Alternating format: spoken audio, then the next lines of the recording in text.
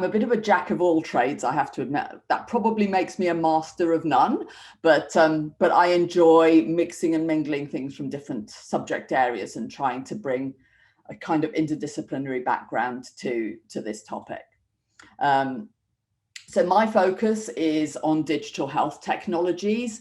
I've been working in digital health tools for at least a decade now. There was a while where I tried to do a little bit of digital health and a little bit of other things.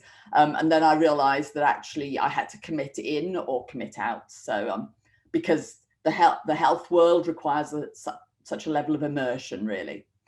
So I dived in. So why do I focus on digital health technologies? Well, partly because I've done quite a lot of work in safety critical systems, and obviously health technologies are, on the whole, safety critical. They certainly affect the health and well-being of all of us. They're also increasingly prevalent and valued at this time during the pandemic, because a lot more of our interactions as lay people with health professionals has to be done at a distance, has to be digitally mediated. Obviously not everything, because there are things where you still need hands-on interactions, but digital technologies are becoming much more important in this space. Digital tools health technologies are needed by pretty much all of us, and very often not at times of our own choosing. So they're not really discretionary technologies in many ways. They're technologies that we are reliant on for remaining healthy and remaining safe, or for recovering when things don't go so well.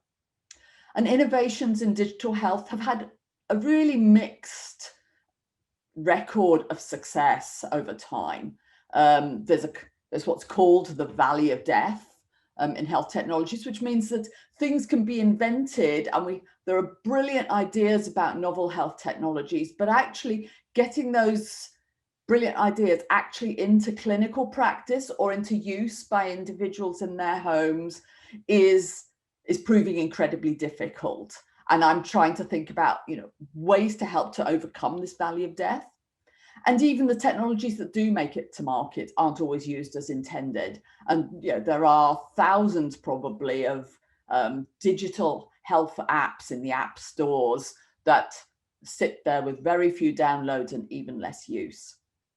So that's really my focus, is on how we can make such technologies usable, useful, and ultimately used by people, whether professionals or the rest of us, for which there isn't really a very good word in the English language. So I thought I'd start with some